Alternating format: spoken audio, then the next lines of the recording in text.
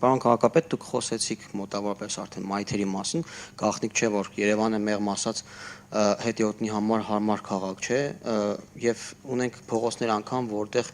ամբողջ երկարությամբ չունենք մայթեր, չգիտեմ, օրինակ Նարդոս փողոցում ամբողջ զբաղեցված է բիզնեսների կողմից, մեքենաների կողմից, բայց հաճախ կարող են լինել դեպքեր եւ կարծում եմ այդպես են մեծամասամբ, որ այդ բիզնեսները ունեն սեփականության իրավունք, այսինքն ամեն ինչ օրինականացված է։ Այդ դեպքերում, պարոն քաղաքապետ, ինչպես է լուծվելու այդ մայթերի հարցը, որ այդ բիզնեսների եւ շահերը չտուժեն եւ մարդիկ մայթ ունենան։ Շնորհակալություն հարցի համար, իրականում ձեր մատնանշած խնդրի հետ կապված մենք շատ կոնկրետ քաղաքականություն ունենք, մասնավորապես մենք փորձում ենք իրականացնել մայթերի հիմնանորոգման կամ նորերի կառուցման ծրագրեր այն փողոցներում, որտեղ որ ամենաբարդն է եւ ամենադժվարն է։ Օրինակ, Մհեր Մկրտչյան փողոցում այս տարի իրականացնում ենք ամբողջական երկկողմանի մայթի կառուցում եւ շատ գեղեցիկ է իրականում, տենց կարող եք գնալ եւ տեսնել, այդ հատվածում մայթ որպես այդպեսին չի եղել, գոյություն չի ունեցել։ Եվ դա միշտ տեղի է ունենում ինչ որ մի բանի հաշվին, եւ դա տեղի է ունենում կամ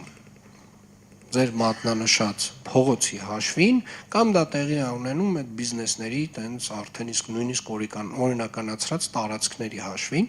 եւ տարբեր դեպքերում տարբեր է ընդհանուր առմամբ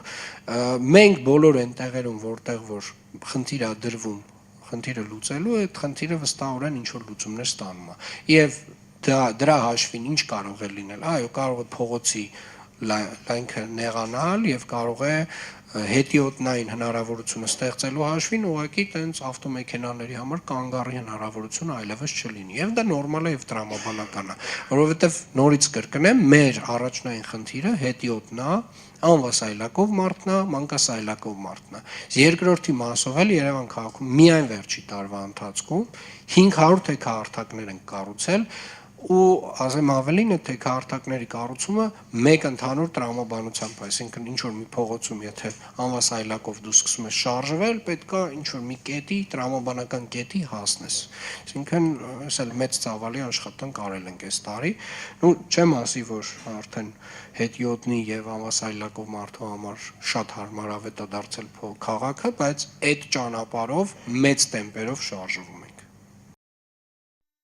Հավանիչ տեսանյութը եւ բաժանորդագրվիչ նորությունները բաց չթողնելու համար։